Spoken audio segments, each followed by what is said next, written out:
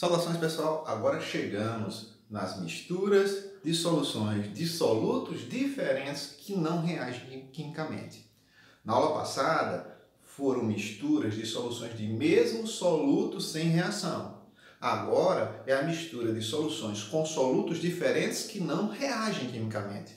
É muito mais fácil trabalhar assim, porque quando eu juntar duas soluções ou mais diferentes, com solutos diferentes que não reagem, eu vou ter, pensando assim, da solução inicial para a solução resultante, que é a mistura, um aumento de volume. Se eu tenho um aumento de volume, eu tenho uma redução na concentração.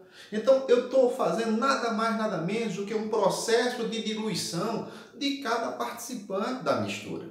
Então, a gente vai trabalhar nesse tipo de mistura com as mesmas relações usadas na diluição. Vamos entender isso melhor assim. Preste bem atenção. Ó. Vamos supor que eu tenha uma solução aqui e essa solução inicial, na solução 1, tem um soluto X qualquer, com um certo volume qualquer. E uma outra solução, solução 2, um certo volume qualquer de um soluto Y. Vamos considerar que X e Y não reagem, são diferentes entre si, mas não reagem quimicamente. Aí eu vou misturar os dois. Pego a solução 1, jogo nesse recipiente, pego a solução 2, jogo nesse recipiente. Aqui eu vou ter a mistura. Salvo algumas situações, o volume dessa mistura será a soma do volume da solução 1 com o volume da solução 2. Sabemos que pode ter variação, já comentei isso. Não mencionou o volume final que a mistura vai ter, então você considera que o volume da mistura será a soma do volume dos participantes, ok? X está nessa solução inicial e Y está apenas nessa solução inicial. Juntei os dois, eu vou continuar tendo Y e vou continuar, tendo X e tendo Y. Mas eles não reagiram, eles permanecem do mesmo jeito, só que agora X está ocupando um volume maior e Y está ocupando um volume maior. Concentração e volume são inversamente proporcionais. Se o volume cresce, a concentração diminui. Ó, pensando assim, ó, estágio inicial para o estágio final, olhando para cá X nessa situação do V1 e olhando para cá X nessa solução do volume da mistura, houve um crescimento no volume, então houve uma diluição de X. O mesmo acontece aqui, pensando em Y no início de tudo e pensando em Y no final de tudo. Ele está num volume maior. Se o volume cresceu, ocorreu uma diluição. Então, se eu misturar solutos diferentes que não reagem, simplesmente eu faço diluição. E para trabalhar com diluição, nós já sabemos as relações. Se vai trabalhar com concentração comum, ó, faz a concentração vezes o volume de 1 igual produto da concentração vezes o volume da solução inicial vai ser sempre igual à concentração vezes o volume da mistura. Faria concentração vezes o volume da solução de Y igual à concentração vezes o volume da mistura. E assim sucessivamente. O mesmo aconteceria se fosse molaridade, ó. Molaridade vezes o volume da solução inicial, chamada solução 1, que vai ser igual a molaridade vezes o volume da mistura, ou você chama aqui de solução 2, e assim vai. O mesmo acontece com normalidade. Produto da concentração vezes o volume da solução inicial vai ser igual ao produto da concentração vezes o volume da mistura resultante. Observe, se isso aqui não são as mesmas relações de diluição, independentemente porque eu botei M de mistura aqui, podia ser C2V2, M2V2, N2V2, daria o mesmo. Beleza? Vamos aplicar isso no exemplo? Olha a mágica. Feita a mágica, pessoal, temos aqui o seguinte, olha. Qual é o valor da concentração de cada um dos solutos na solução resultante da mistura, ou seja, aquela solução que apareceu depois que você misturou tudo, na mistura de 1 litro de solução, 2 mol por litro de cloreto de sódio, sal de cozinha, com 3 litros de solução, 1 mol por litro de sulfato de potássio. Gente, cloreto de sódio e sulfato de potássio não reagem.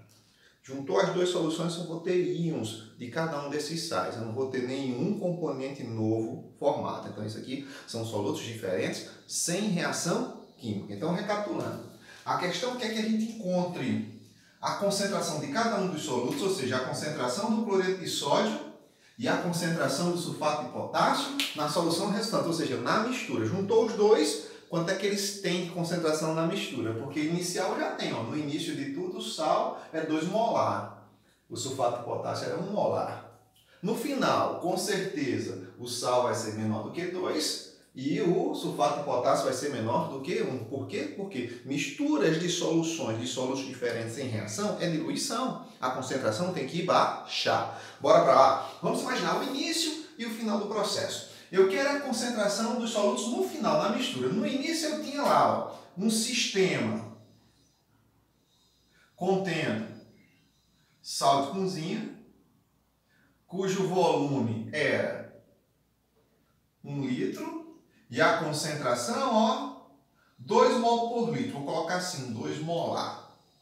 E o outro sistema, eu tinha lá uma solução contendo sulfato de potássio com o volume de 3 litros e uma concentração 1 molar. Esses dois sais foram misturados. Como a questão não mencionou o volume da mistura, eu tenho que lembrar que o volume da mistura será a soma dos volumes dos participantes. Então, 1 mais 3. Volume da mistura, 4 litros. Nessa solução resultante, eu vou continuar tendo cloreto de sódio e vou continuar tendo sulfato de potássio. Eles não reagiram quimicamente. Agora a questão é, quanto é a concentração do sal aqui na mistura, quanto é a concentração do sulfato de potássio aqui na mistura? Vamos achar separadamente, um de cada vez. Vou achar primeiro o sal de cozinha, depois eu vou achar para o sulfato de potássio. Vou separar aqui em duas partes. Achando o sal, lembrando que daqui para cá, solução inicial mistura é um processo de diluição. Então eu vou chamar solução inicial de 1, solução final mistura de 2, em relação ao NaCl. Se é uma diluição em relação ao NaCl, as relações de diluição, produto vezes o volume da solução inicial é igual ao produto vezes o volume da solução final. Estou trabalhando com molaridade, então faço isso, ó. Molaridade vezes o volume da solução inicial vai ser igual a molaridade vezes o volume da solução final. 2, que no caso é a mistura. Substituindo os dados, tem a molaridade da solução 1? Tenho. Volume da solução 1? Tenho. Tem a molaridade do sal na mistura? Não. É o que eu vou encontrar. Tem o volume? Tenho. Quanto é o volume? 4. Isolando o M2, pessoal, 2 dividido por 4. 4 passa dividindo. 2 por 4, 0,5 molar ou 0,5 mol por litro. 1 já foi encontrado. Olha se não é lógico. Se a solução inicial, antes da mistura, é 2 molar, misturou, que é uma diluição, a concentração tem que cair. Isso é normal, tem que acontecer isso. Agora eu vou fazer o mesmo para o sulfato de potássio. O início dele eu vou chamar de solução 1, a mistura aqui de solução 2. Daqui para aqui, não houve reação, sai de um volume de 3 litros para um volume de 4, ou seja, aconteceu uma diluição. Então, eu vou usar as mesmas relações. Molaridade vezes o volume da solução inicial é igual a molaridade vezes o volume da solução final, que no caso é a mistura. Molaridade da solução inicial, 1. Volume inicial, 3. Molaridade dele na final, não sei. Vou descobrir agora. Volume da final, 4. 4 está multiplicando, passa dividindo, então ficaria, 3 dividido por 4. Se eu não me engano, 0,75 mol por litro. Compara a concentração inicial, 1 mol por litro. Olha a concentração final, tem que cair, porque ao misturar, estou causando uma diluição. A concentração tem que ser mais baixa. Beleza? Até a próxima!